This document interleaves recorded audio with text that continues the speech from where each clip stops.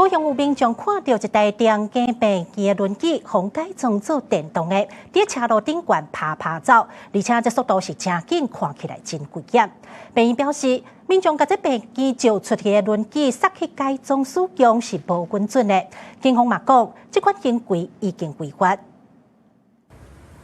一個查某人坐輪椅，速度袂輸烏多擺，甚至有時閣甲汽車並緊。高雄有民眾昨晡佇咧高雄中間病院附近的公園路，看到這台輪椅駛佇咧車路，敢若甲車輛咧拼速度。這明明是病院的輪椅，煞改裝加一點，變做電動輪椅駛上路。民眾看到是攏感覺真危險。這個不 OK 吧？因為它電動的，至少它操作不一定好用啊，而且很危險啊！你在馬路上這樣子跑，車流量那麼大。這台駛上路的電動輪椅應該是屬於中間病院的。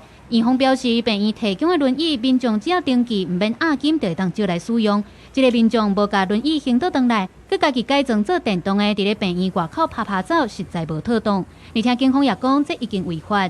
該名男子在未劃設人行道之道路不靠邊通行，違反同條例第78條規定，可處新台幣500元罰款。林部分局表示講，親像輪椅的行動輔具，若是改裝，已經無符合醫療器材規範，而且閣駛上路，警方認定這是非屬汽車甲動力機械的動力載具，違法是會當罰1200塊至3600塊。記者顧兆勇高雄報道。